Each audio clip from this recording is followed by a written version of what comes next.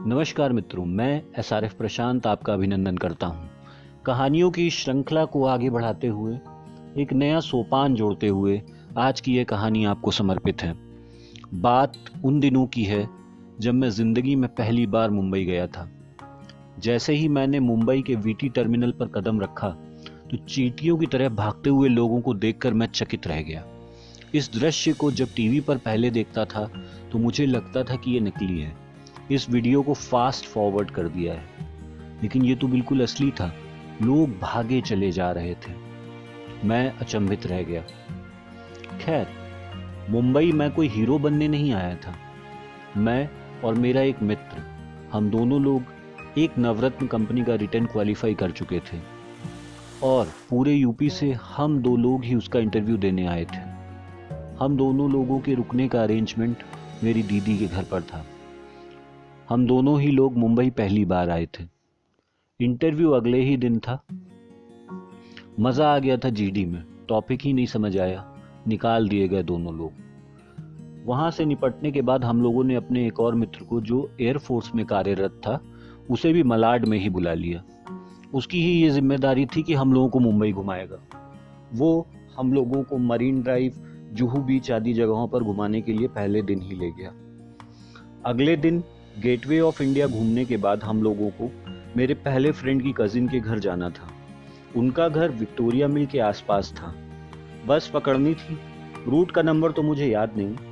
हम तीनों लोग बस स्टॉप पर बस का वेट कर रहे थे। उसी दौरान मेरे फोन पर किसी का फोन आ गया। किसका आया ये बाद में बताऊंगा।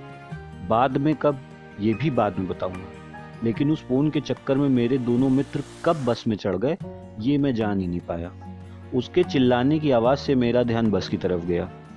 बस के पीछे वाले दरवाजे से मेरा फ्रेंड हाथ हिला हिलाकर मुझे बुला रहा था और मुझसे दूर जाती बस मुझे चिढ़ा रही थी।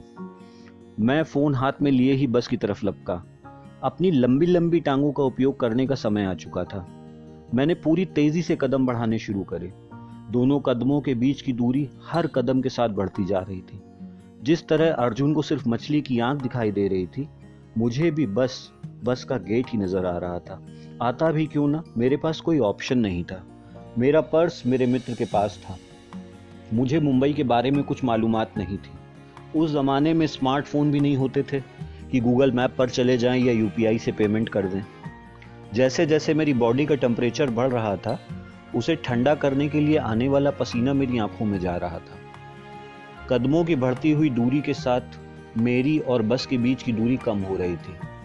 लगभग 15-20 मीटर भागने के बाद मुझे मेरी मंजिल 1.25 मीटर दूर नजर आ रही थी। मैंने अपने 1 मीटर से ज्यादा लंबे हाथ को आगे बढ़ाया, बस के गेट पर लगे डंडे को पकड़ा और एक छलांग में मैं बस के अंदर। बस का कंडक्टर मराठी में मेरे को कुछ डांटने लगा। उसका गुस्सा बढ़ता ही जा रहा था और मेरा मन ठंडा होता जा रहा था। मुझे मन ही मन बहुत हंसी आ रही थी। बैठ जाऊं फिर बताता हूं कि क्यों आ रही थी। इस वाले कंडक्टर को तो मेरा दोस्त हैंडल कर रहा था। मैं जाकर दूसरे वाले दोस्त को उठाकर उसकी जगह बैठ गया। वो बोला, मजा आ गया, बस पकड़ ली। आपको लग रहा होगा कि उस कंडक्टर पर मुझे हंसी आ रही थी, जिसकी एक भी बात मुझे नहीं पल्ले पड़ रही थी। आपका अंदाजा लगभग 10% ही सही है। मैं कंडक्टर पर तो हंस रहा था, पर इस वाले पर नहीं। उस पर नहीं तो किस पर, ये आप सोच रहे होंगे। बताता हूँ, सब्र करिए। असल में मुंबई आने से पहले मैं देहरादून के टूर पर था। वहां दिलाराम चौक से बस पकड़ के मुझे कहीं जाना था। मैंने बस वाले को हाथ दिया। उसने बस तो धीमी कर दी। मैंने चढ़ने का प्रयास किया पर चढ़ नहीं पाया। कंडक्टर ने दया दिखाते हुए बस रुकवा दी और जैसे ही मैंने पहला कदम रखा, बस वाले ने बस आगे बढ़ा दी। लड़खड़ाते लड़खड़ाते किसी तरह मैं बस में घुस पाया। उस बस के कंडक्टर ने मेरा मजाक बनाते हुए कहा, तुम्हारा देहरादून में ये हाल है, बंबई जाओगे तो क्या करोगे।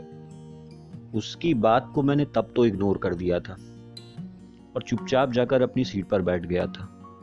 और शायद बीच में भी कभी मैंने इस विषय पर सोचा नहीं। और आज जो हुआ ये बिल्कुल भी प्लान नहीं किया था। लेकिन मैं वही हूं। देहरादून में बस में नहीं चढ़ पाया था। तब भी मेरी टांगे उतनी ही लंबी थी। वहां पर तो मैं फेल हो गया था, लेकिन मुझे कोई खास फर्क नहीं पड़ा। आज भी इस बस पर चढ़कर मैं कुछ प्रूव नहीं करना चाहता था। ये बस हो गया जैसे तब नहीं हो पाया था। हाँ, मुझे हंसी जरूर आ रही थी। हंसी आ रही थी इसलिए कि कितनी आसानी से एक घटना से ही हम किसी के भविष्य को बता देते हैं, उस पर सफल असफल का ठप्पा लगा देते हैं। और मुझे खुशी इस बात की थी कि जब मैं फेल हुआ तब भी मैं कंडक्टर की बातों से विचलित नहीं हुआ था, और आज भी मुझे उस मराठी मानुष की कड़वी बातों से कोई फर्क नहीं पड़ रहा था। आप चाहें तो मुझे बेशर्म कह सकते हैं। वैसे भी मैंने एमबीए किया हुआ है।